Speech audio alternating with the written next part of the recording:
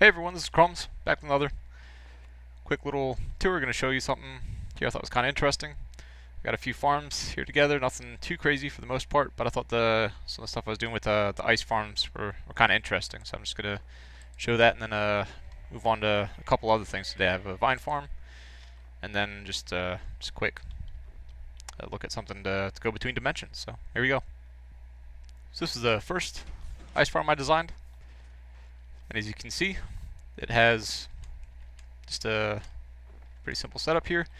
You have places for water to freeze.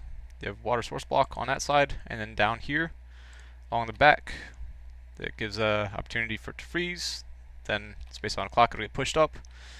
All the other stuff here will attempt to get pushed up as well till it reaches the 12 block push limit, and then anything that gets pushed up from the recently frozen ice will get pushed across.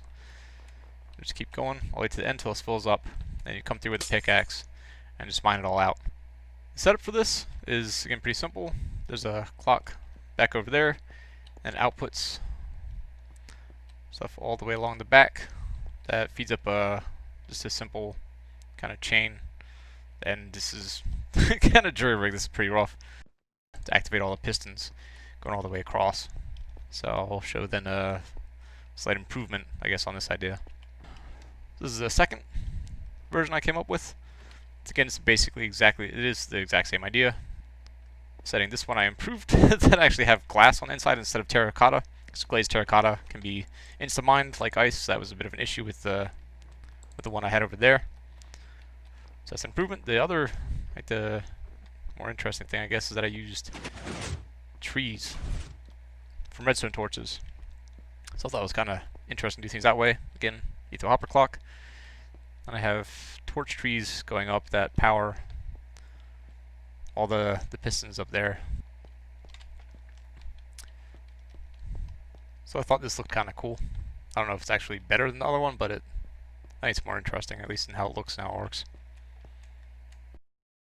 I set up something, the goal is to make it kind of simple. I don't know if it really succeeded in being simple, but it does succeed, but it did definitely work.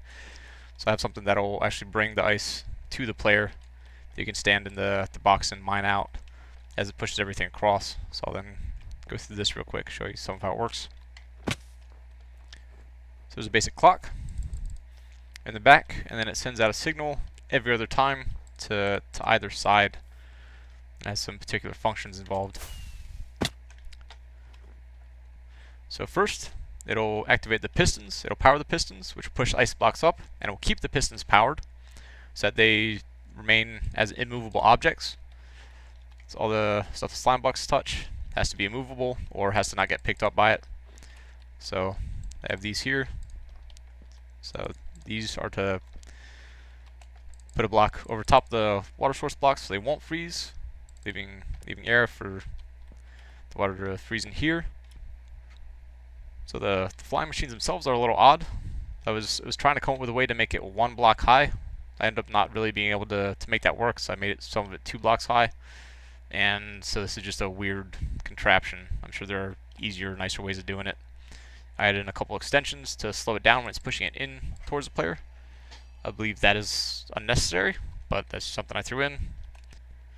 So the flying machine will be activated after all the pistons get powered. So it pushes the ice up, this pushes the ice over in front of the player, and it activates this little thing here, and this piston pushes out in front of an observer down on the bottom, which will start it moving backwards. And when it gets back to the end, after a little bit, the pistons will be depowered again, which will allow the water to move over and the ice to freeze. I chose some of this design because this way every single ice block that you can harvest has a solid block next to it, so they can all freeze at all times, basically. And then it combines it with the maximum push limit of 12, which I don't think ever reach. But I wanted to set it up the clock so that'll freeze about half of them, maybe a little more than half of them every time. So I'll go ahead and show just a little bit of the cycle.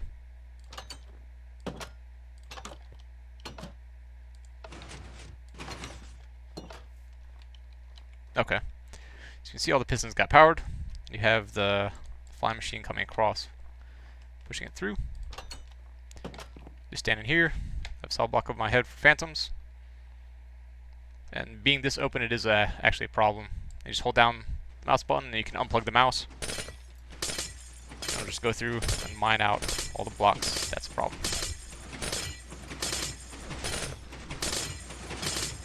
And I wasn't standing far enough forward, so I wasn't able to hit all the blocks. Right. And the flying machine moves back.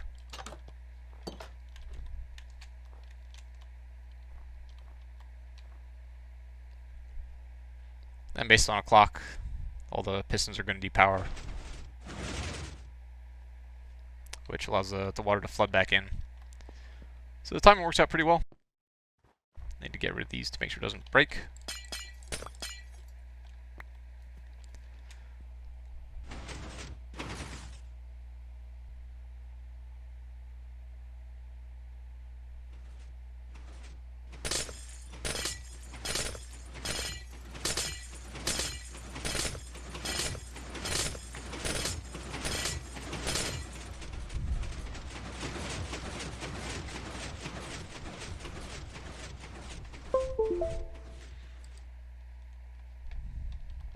Cool.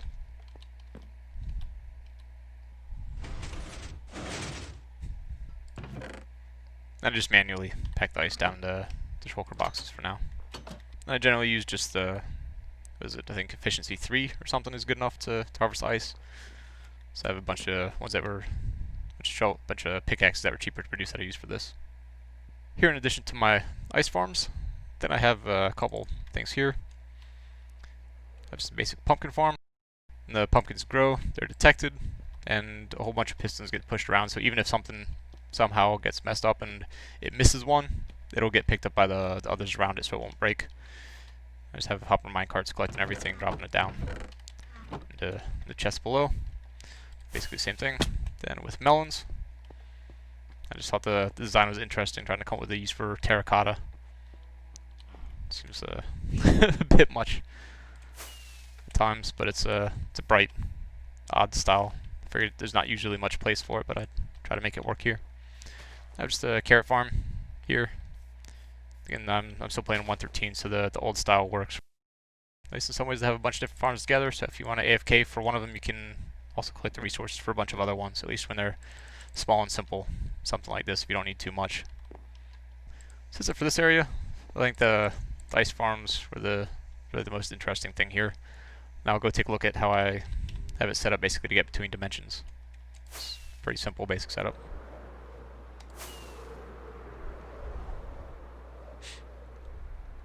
You can see some of the old single cell iron farms here, my spawn chunks.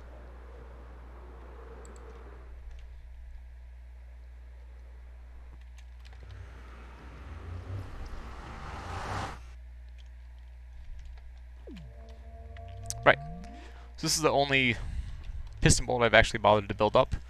Figure in general, they don't need it. Ice boats are faster. You can fly with Elytra. I think that's also faster in general, but this is a nice, simple, hands-free way to get around. So I figured at least for an end portal, that made sense.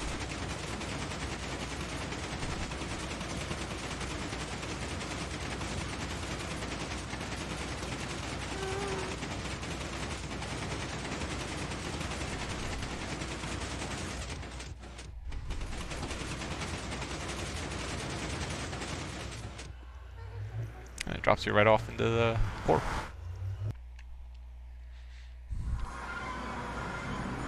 So this setup here, I've only cleared out some stuff down. I bombed it out with some 3D TNT dupers in case I have some use for it in the future. Did a little bit of art. It's kind of map art type stuff. Whoa, alright, I have the mob switch off still. Okay. Yeah, I was just amusing to come up with a different way of setting stuff up.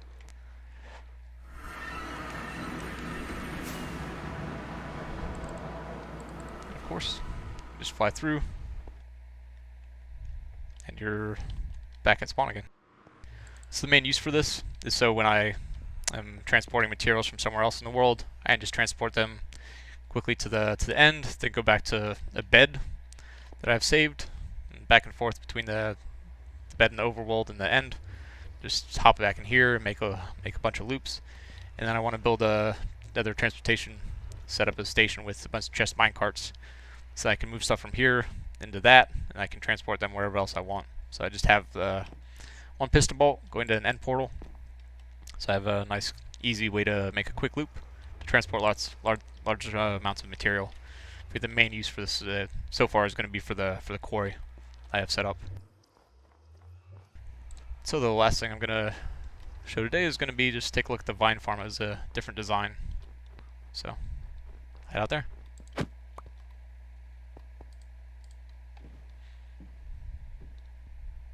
So here I'm back at my main storage unit, and the vine farm set up in this general area.